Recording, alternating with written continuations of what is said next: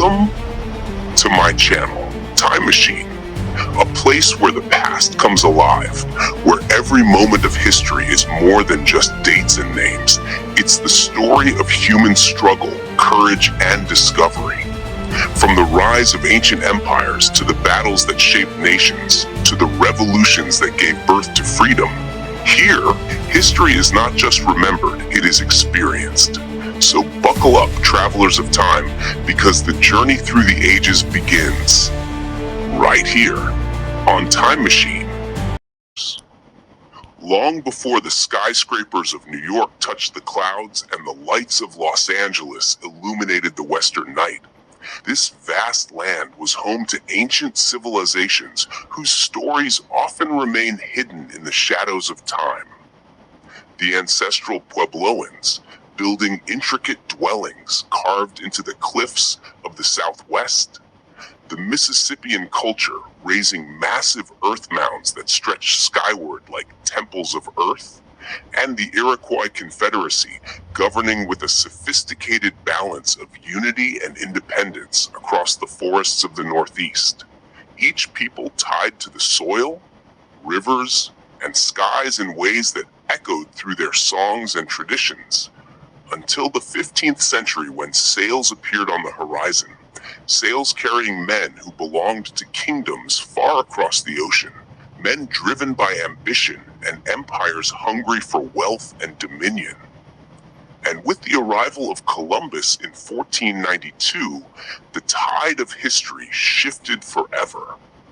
The Spanish moved swiftly through the South, carving their legacy in missions, cathedrals, and conquest.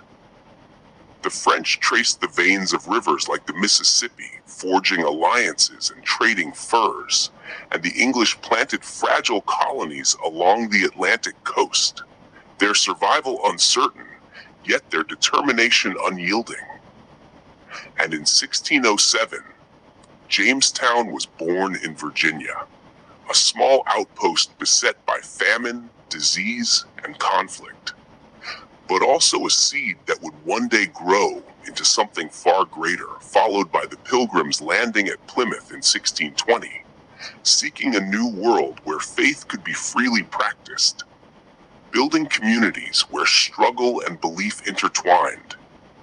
And as decades passed, the 13 colonies stretched across the seaboard, bound by their connection to Britain, yet slowly forging their own identity, until the mid-18th century, when the strain of empire pressed heavily upon them. Taxes levied without representation, laws dictated from afar, and the restless whispers of liberty stirring in taverns, pulpits, and assemblies, whispers that swelled into protests, the Boston Massacre spilling blood on cobblestones, the Boston Tea Party casting defiance into the harbor, and pamphlets like Thomas Paine's Common Sense igniting imaginations with the bold idea that a people could govern themselves. And in 1775, the crack of muskets at Lexington and Concord signaled that words had become war, the revolution beginning as a desperate struggle between farmers, merchants, and militias against the greatest empire of the age.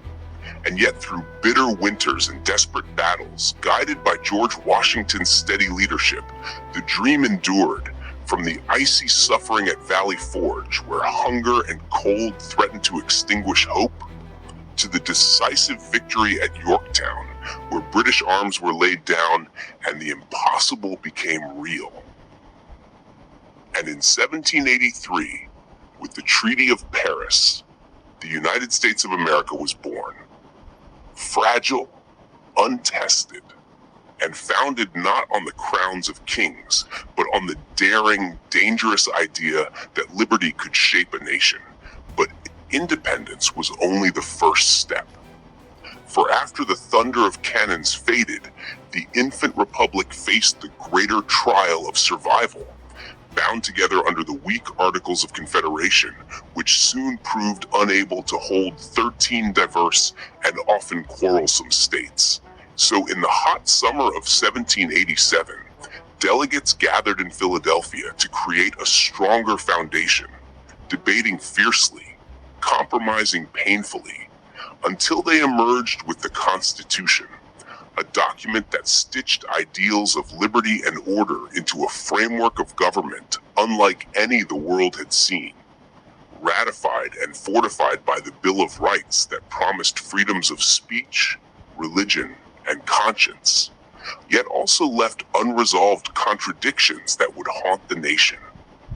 And under the leadership of George Washington, who set enduring precedents by stepping away from power after 2 terms, the United States began to chart its path, torn between Alexander Hamilton's vision of a dynamic, industrial, financially powerful nation and Thomas Jefferson's dream of a republic rooted in farms and simplicity.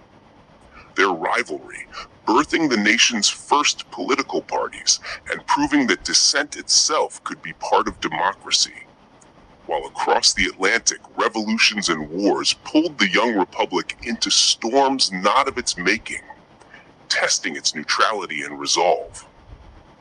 Until the War of 1812 once again pitted America against Britain.